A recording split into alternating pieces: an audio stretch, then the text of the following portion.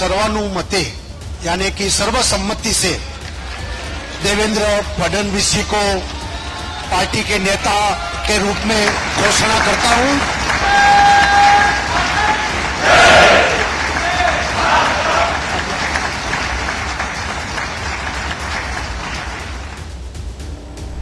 BJP विधायक दल की बैठक में देवेंद्र फडणवीस महाराष्ट्र के अगले मुख्यमंत्री चुन लिए गए हैं। वे तीसरी बार महाराष्ट्र के मुख्यमंत्री पद की शपथ लेने जा रहे हैं।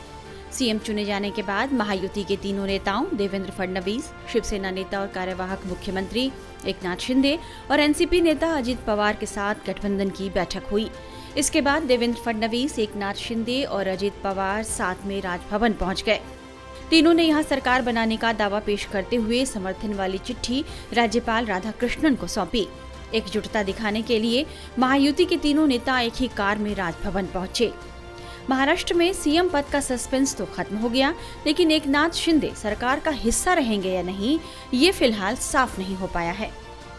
ऐसे कयास एकनाथ शिंदे के बयान से ही लग रहे हैं। सरकार बनाने का दावा पेश करने के बाद तीनों नेताओं ने एक संयुक्त प्रेस कॉन्फ्रेंस की। इस बैठक में फडणवीस ने शिंदे को लेकर क्या बातें कही, उन्होंने क्या कहा, ये हम सुनाते हैं। और एकनाथ राव जी को मैंने ये निवेदन किया था कि हम सभी की इच्छा है कि इस सरकार में वे स्वयं हमारे साथ रहे। शिवसेना के भी विधायकों की इच्छा है और महायुति के भी विधायकों की इच्छा है और मुझे पूर्ण विश्वास है कि वो हमारे साथ रहेंगे।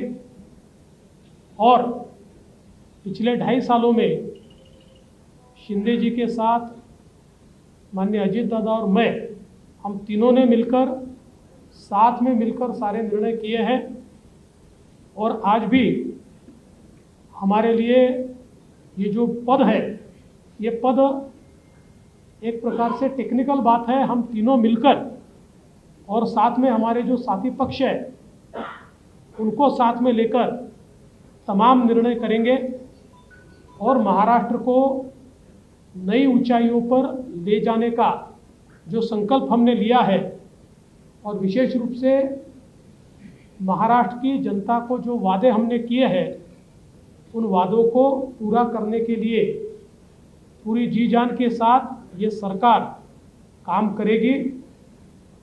मैं आज के इस मौके पर हमारे देश के प्रधानमंत्री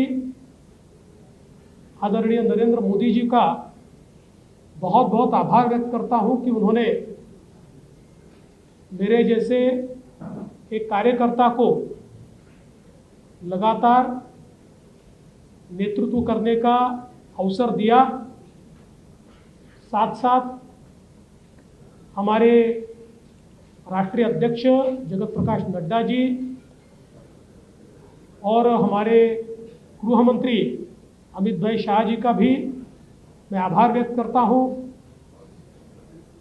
हमारे साथ कंधे से कंधा मिलाकर महाराष्ट्र में जो हमारा साथ निभाते रहे हैं ऐसे केंद्रीय मंत्री माननीय रामदास जी आठवले, इनका भी मैं आभार व्यक्त करता हूं। हमारी पार्टी के शीर्ष के नेता राजनाथ सिंह जी, नितिन गडकरी जी, तमाम शीर्षस्थ नेतृत्व का मैं आभार व्यक्त करता हूं और हम सब लोग मिलकर महाराष्ट्र को एक अच्छी सरकार देंगे, इस प्रकार का संकल्प करते हुए महाराष्ट्र की जनता का मैं आभार व्यक्त करता हूं।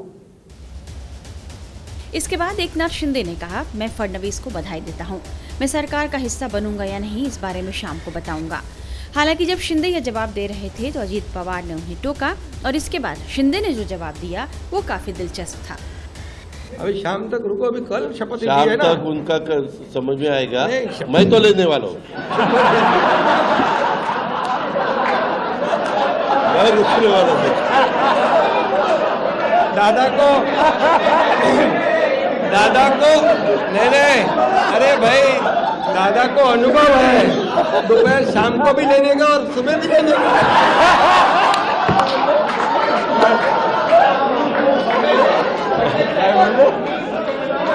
परंतु ऐका, पूर्वी आम्ही सकाळी दोघांनी घेतली होती, तो हे राहून गेलेलो होता, आता पुढं 5 वर्ष आता ठेवणार आहे.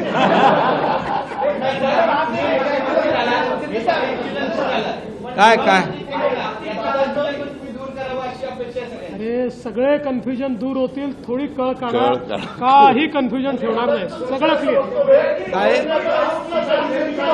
काही कन्फ्युजन नाही आहे.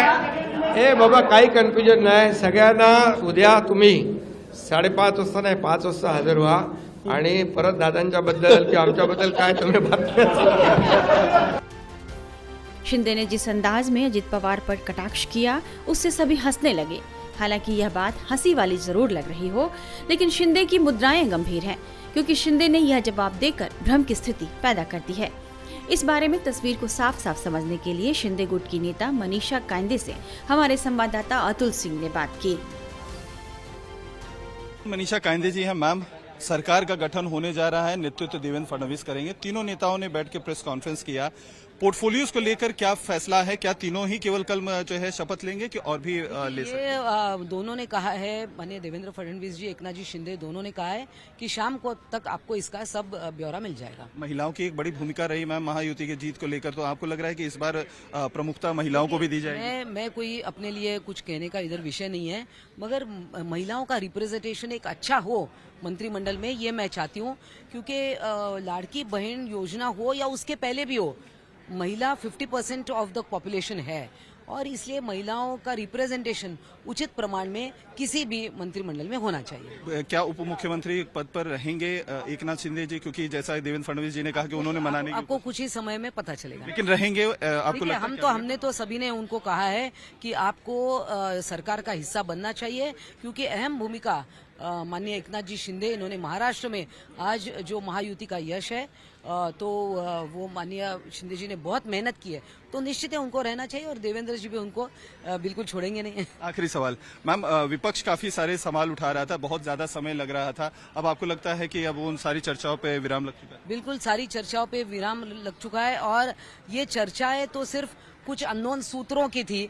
ये सूत्र कौन है, क्या है, तीनों के आपस में तीनों के संबंध बहुत अच्छे हैं और कोई मनमुटाव कभी नहीं था.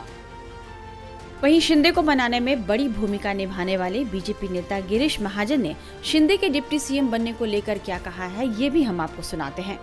उनसे बात की है हमारे संवाददाता राकेश त्रिवेदी ने. बीजेपी ने सरकार बनाने का दावा राज्यपाल के पास पेश कर दिया है और मेरे साथ बातचीत करने के लिए बीजेपी के वरिष्ठ नेता गिरीश महाजन जी मौजूद हैं. कल काफी मीटिंगों का दौर चला आपका, कभी सागर बंगले पे, कभी वर्षा बंगले पर. आखिरकार जो है सरकार बनाने का दावा जो है महायुति ने पेश किया. बिल्कुल भारी बहुमत हमें मिला है. अच्छा देखा आपने कि मुझे लगता है कि महाराष्ट्र में इतिहास हुआ है, आज तक इतना बहुमत किसी को भी नहीं मिला था. इतना बहुमत महायुति को हमें मिला है, जनादेश मिला है. तो हमने आज हमारे जो गठनेता है बीजेपी के विधायक दल के, तो उनको देवेंद्र जी को वहाँ पर चुना गया, एक मत से चुना गया है. और आज हम राज्यपाल महोदय के पास दावा करने आए थे कि भाई हमें सरकार बनाने का अवसर दीजिए. उन्होंने भी मान लिया. कल शपथ विधि होगा, एक सीएम और 2 डीसीएम अभी तक जो हमारे पास जानकारी है. एक एनसीपी से डीसीएम होगा, अजित दादा गुट से एक एकनाथ जी शिंदे है, उनकी शिवसेना है, उनके गुट से एक डीसीएम होगा और सीएम देवेंद्र जी होंगे. तो क्या डीसीएम के लिए शिंदे जी तैयार हो गए हैं शिवसेना से या कोई और नाम? मुझे नहीं लगता इसमें कोई मतलब प्रॉब्लम है. लास्ट टाइम भी 5 साल देवेंद्र जी मुख्यमंत्री थे, उसके बाद में भी वो डीसीएम बने थे, आपने भी देखा है. इस वक्त भी ऐसे ही होगा, जहाँ तक मेरी जानकारी है. इसके अलावा क्या और भी कुछ जो नेता हैं वो भी मंत्री पद की शपथ कर ले सकते हैं? मुझे अभी तक तो हमारे पास कोई जानकारी नहीं. अभी तो हमारे पास यही जानकारी है कि 3 लोग शपथ लेंगे. अगर ऊपर से हाईकमांड कुछ अगर सूचना देता है तो उसमें हो भी सकता है, या फिर 3 लोग तो शपथ देने पक्का है. हमसे बातचीत करने के लिए बहुत बहुत शुक्रिया. तो गिरीश महाजन जानकारी दे रहे थे कि किस तरीके से काफी बड़ा जो बहुमत है वो बहुमत के साथ उन्होंने सरकार बनाने का जो दावा है वो पेश किया है और देवेंद्र फडणवीस जो है वो मुख्यमंत्री के पद की शपथ लेंगे. तो 2 डीसीएम होंगे इस सरकार में, पिछली सरकार की ही तरह, जो एक शिवसेना से और एक एनसीपी से. और निश्चित तौर पर ये लगभग तय है कि एकनाथ शिंदे और अजित पवार ही ये दोनों डीसीएम पद संभालेंगे.